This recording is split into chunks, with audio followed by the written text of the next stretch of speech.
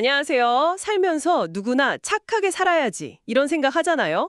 근데 문득 그 착함의 기준은 뭘까? 꼭 신이 있어야만 도덕적인 걸까?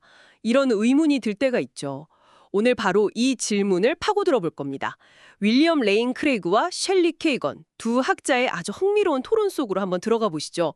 여러분께서 또 핵심만 빠르게 알고 싶으실 테니까 저희가 그 논쟁의 정수만 딱 뽑아왔습니다. 자, 먼저 신 없이도 도덕성이 가능하다 이런 입장, 그러니까 셸리 케이건 교수의 주장을 좀 살펴볼까요?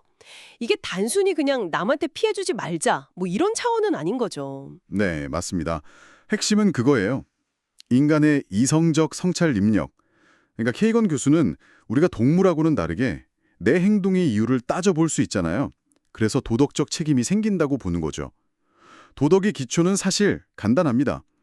해악을 끼치지 않고 또 도움을 주는 것. 해악과 도움. 네. 예를 들어 살인이나 강간이 왜 나쁘냐. 이건 뭐 명백하죠. 피해자에게 엄청난 해악을 주니까요. 신의 명령 이런 게 없어도 이게 잘못됐다는 걸 우리 이성으로 알 수 있다는 겁니다. 아, 이성만으로도 잘못이라는 걸 알 수 있다. 근데 그게 어떻게 해야 한다 또는 하지 말아야 한다는 어떤 의무까지 연결이 될까요? 그게 좀 궁금한데요. 네, 좋은 질문이에요. 여기서 이제 계약론 같은 아이디어가 나오는 겁니다. 아주 이성적인 존재들이 모여서 서로 평화롭게 살려면 어떤 규칙이 필요할까?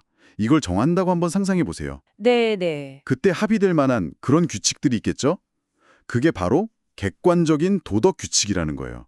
뭐랄까, 우리가 사회 질서를 위해서 길 건널 땐 신호등 보고 건너자. 뭐 이런 약속을 그냥 암묵적으로 따르잖아요. 그런 거랑 좀 비슷하다고 보시면 돼요. 아, 그러니까 꼭 어떤 초월적인 존재의 명령이 아니더라도 그 이성적인 합의 자체가 우리에게 어떤 의무감을 줄 수 있다. 이런 말씀이시군요. 그렇죠. 네. 이성적 합의 자체가 우리에게 특정 행동을 요구하는 의무를 만들어낼 수 있다. 바로 그 주장입니다. 상당히 흥미로운데요. 하지만 윌리엄 레인 크레이그 교수 측에서는 바로 이 지점에서 강하게 반론을 하죠.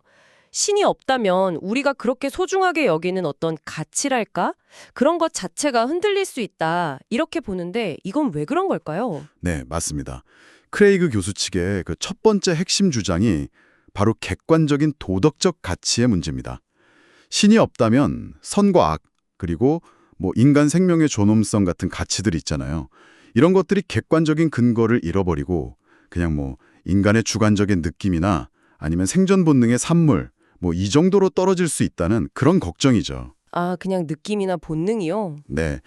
예를 들어 다윈이 그런 비유를 들었는데 만약 우리가 벌처럼 진화했다면 형제자매를 돕는 게 아니라 오히려 죽이는 걸 도덕적 의무로 여겼을 수도 있다는 거죠. 즉, 신 없이는 우리의 도덕적 가치가 그냥 우연한 진화의 결과일 뿐이지 어떤 절대적인 옳음이 아닐 수도 있다는 겁니다.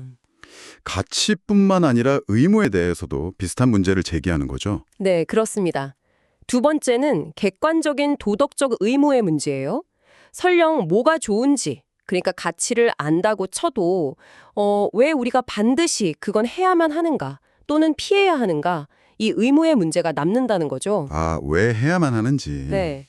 신이라는 어떤 도덕적 입법자, 그런 존재가 없다면 도덕적 의무라는 건 그냥 사회적 압력이나 개인적 선호, 그 이상이 되기 어렵다는 거예요. 사자가 얼룩말 사냥하는 게 뭐 악은 아니잖아요. 그렇죠. 자연의 섭리 같은 거니까. 그렇죠. 그런 것처럼 신이 없다면 인간 사회의 규범도 객관적인 의무라기보다는 그냥 규칙일 뿐이다. 이런 시각인 거죠. 그렇군요. 그리고 마지막으로 그 책임성 문제도 있었죠.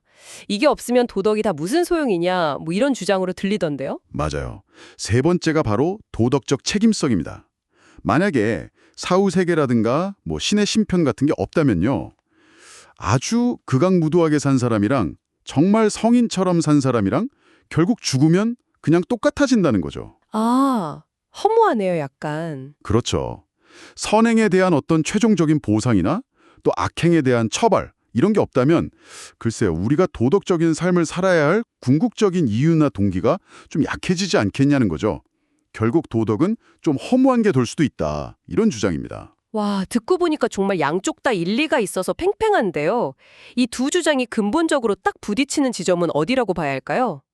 결국 두 관점의 가장 근본적인 차이는 우리의 행동이나 도덕이 궁극적인 중요성을 갖기 위해서 뭐가 필요하냐에 대한 시각 차이인 것 같아요. 크레이그 교수 쪽은 우리의 도덕적 선택이 어떤 우주적이고 영원한 차원에서 의미를 가져야만 한다, 이렇게 보는 거고요. 네. 반면에 케이건 교수는 신이나 영혼이 없더라도 그냥 지금 여기에서 다른 사람에게 미치는 영향, 예를 들어 고통을 주거나 덜어주는 거, 그것만으로도 충분히 객관적이고 중요한 도덕적 의미를 갖는다고 주장하는 겁니다. 케이건 교수는 뭐랄까, 약간 이렇게 묻는 것 같아요. 지금 고문받는 사람한테 당신 고통 그거 영원하지 않으니까 별로 안 중요해요? 라고 말할 수 있냐는 거죠. 아, 그 질문은 정말 많은 생각을 하게 하네요. 오늘 우리는 신과 도덕성의 관계에 대해서 정말 깊이 고민해 볼 만한 두 가지 관점을 자세히 살펴봤습니다. 인간의 이전과 상호작용 안에서 답을 찾는 길이 있었고, 또 초월적인 존재를 통해서 도덕의 궁극적인 기반을 차려내는 길이 있었죠. 네. 여러분은 어느 쪽 설명이 더 마음에 와닿으셨나요? 이 질문은 단순히 그냥 머리로만 하는 논쟁이 아니고요. 우리가 삶의 가치나 또 행동의 의미를 어떻게 바라보는지와 정말 직결되는 그런 문제거든요. 맞습니다. 그래서 마지막으로 여러분께 이런 질문을 한번 던져보고 싶습니다. 도덕성의 궁극적인 기반이 신에게 있든 아니면 인간의 이성에 있든 뭐 혹은 또 다른 무언가에 있든 간에요. 그 믿음이 내일 아침 여러분이 다른 사람을 대하는 방식에 실제로 어떤 차이를 만들어낼까요? 한번 곱씹어 볼 만한 질문인 것 같습니다. 다음에 더 흥미로운 탐구로 돌아오겠습니다.